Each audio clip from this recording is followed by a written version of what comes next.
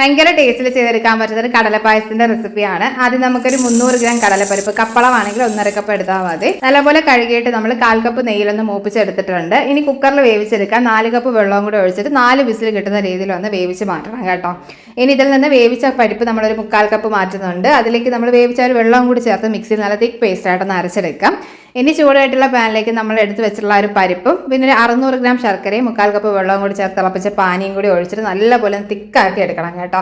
അപ്പോൾ ഇളക്കി കൊടുക്കണം. അതായത് ഇതുപോലെ ഒന്ന് കുറുകി കിട്ടുമ്പോൾ നമുക്ക് ഈ ഒരു ടൈമിൽ വേണമെങ്കിൽ കടലപ്പരിപ്പ് ഒന്നുകൂടി ഒന്ന് ഉടച്ചു കൊടുക്കാം കേട്ടോ.